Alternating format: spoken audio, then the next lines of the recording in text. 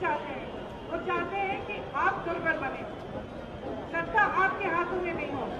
वो चाहते हैं कि सारी सत्ता उनके हाथों में हो। तो आप अच्छी तरह से इस बात को समझिए। लोकतंत्र का मतलब है सत्ता आपकी है। इसका मतलब है कि आप अपने भविष्य के निर्णय करने के लिए सक्षम बने। ये कोई लोकतंत्र नहीं है जहाँ पे आप आवाज उठाते तो आपको पीटा जाता है या आपका मुंह बंद किया जाता है।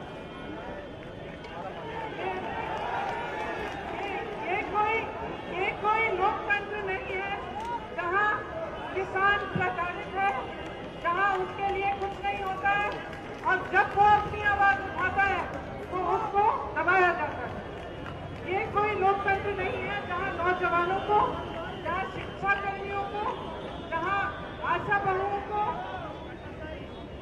जब भी वो अपनी आवाज उठाते हैं कि हमारा हक क्या है, आप उसको दबाना चाहते हैं। तो देखिए, आपका हक आप अच्छी तरह से समझिए। कोई नेता आपके सामने आए, कहे कि आप पे कोई एहसान कर रहा है, कि बड़ी चीजें करने जा रहा है, आपके लिए ना करें और कि आपके लिए ये बहुत बड़ा एहसान है, गलत है। कोई एहसान नहीं, ये आपके हक हैं, आपके अधिकार हैं। चाहे ये विकास के अधिकार हो, शिक्षा का अधिकार हो, चाहे ये रोजगार का अधिकार हो, चाहे ये अधिकार हो कि आप किसान हैं और आपकी समस्याओं को हल करने का अधिकार, ये सब आपके हक हैं।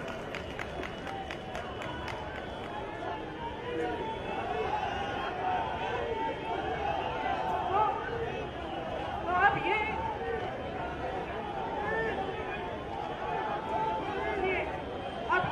अब ये समय आ गया है जब आप एकदम सोच समझ के आगे बढ़े, सोच समझ के अपना वोट दें। क्योंकि ये वोट, ये जो सरकार है जो 5 सालों से सत्ता में है, ये भूल गए कि सत्ता देने वाले आप हैं। ये भूल गए कि असली सत्ता जब आपकी जनता थी, ये भूल गए और आपने भूलने दिया है। ये सोचते हैं कि सारी सत्ता इनकी है, ये सोचते हैं कि उन्हें सक्षम होना चाहिए लेकिन जनता दुर्बल होनी चाहिए।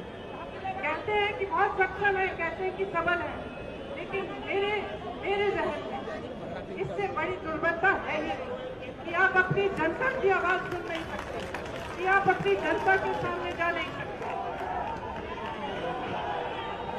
आपको मालूम है,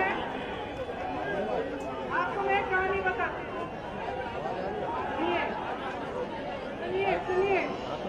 सुनिए, मैं 15 दिन पहले वाराणसी गई थी और इनका प्रचार इतना अच्छा है। जब मैं वाराणसी गई तो प्रधानमंत्री जी का क्षेत्र है, मैंने भी सोचा कि प्रधानमंत्री जी ने किया होगा, गाँव घूमे होंगे। मैंने लोगों से पूछा, आए हैं यहाँ? मुझे बताया गया आते तो हैं। मैंने कहा आते, गाँव जाते हैं, मिलते हैं आपसे? मुझे बताया गया आते तो हैं दीदी, लेकिन भाषण लेके चले जाते हैं।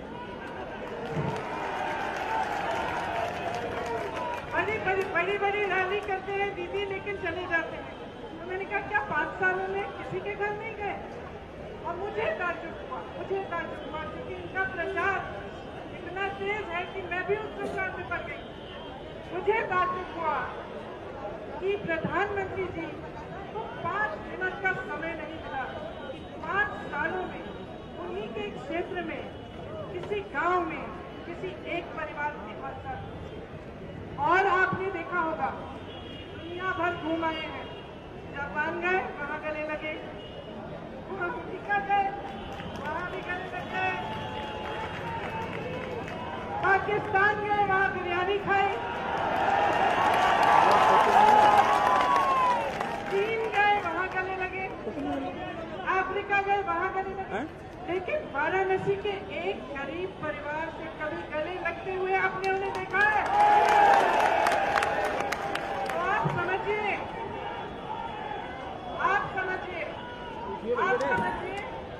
समझिए कि एक राजनीति प्रचारवादी राजनीति है और दूसरी राजनीति आपके लिए काम करना चाहती है।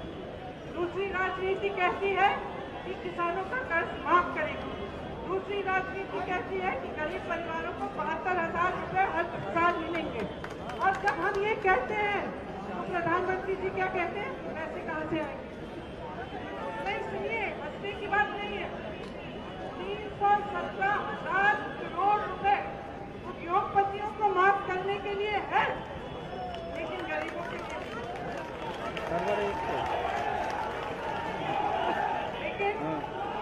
लेकिन आपकी सड़कों को बनाने के लिए नहीं है, लेकिन आपके यहाँ पानी लाने के लिए नहीं है।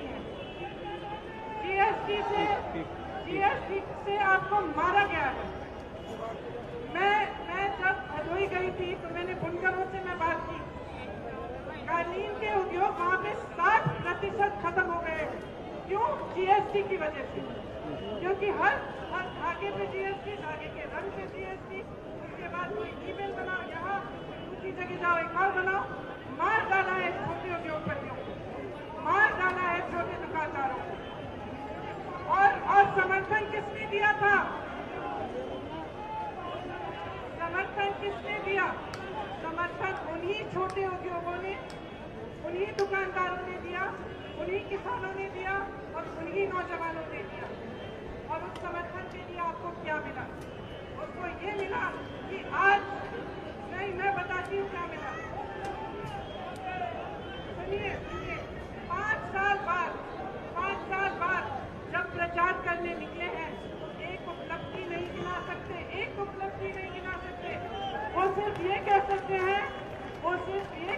हैं, उनको वो है सनक है मेरे परिवार के पास, सिर्फ ये कह सकते हैं कि नेहरू ने ये किया और इंदिरा गांधी ने ये किया। अरे मोदी जी, आपने क्या किया ये तो बताइए।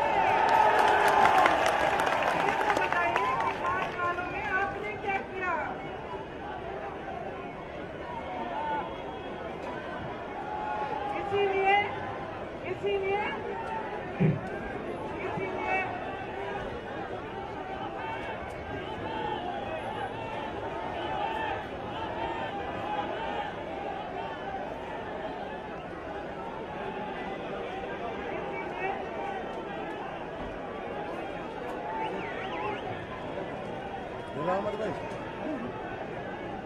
इसीलिए इसीलिए 5 साल बाद आपके सामने ये मुद्दे उठाए जा रहे हैं।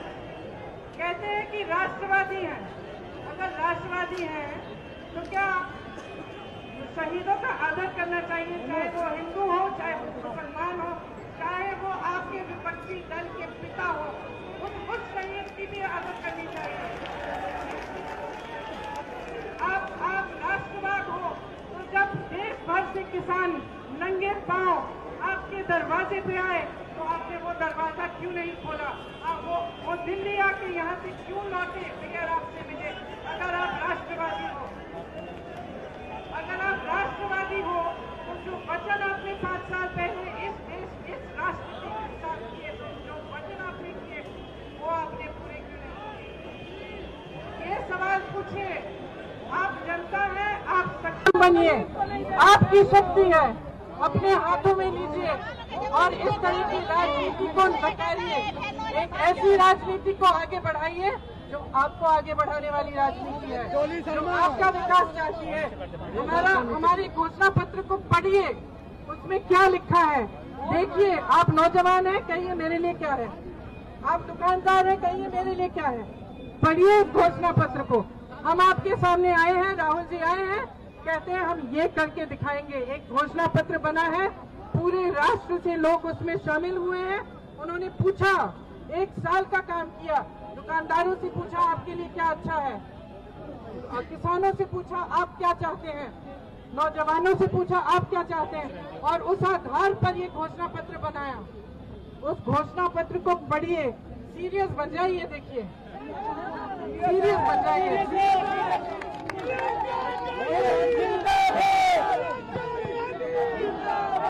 ये राजनीति बड़ी सीरियस चीज है। सीरियस हो जाइए, जो आपके लिए काम करता है उसको आगे बढ़ाइए। और जो झूठा प्रचार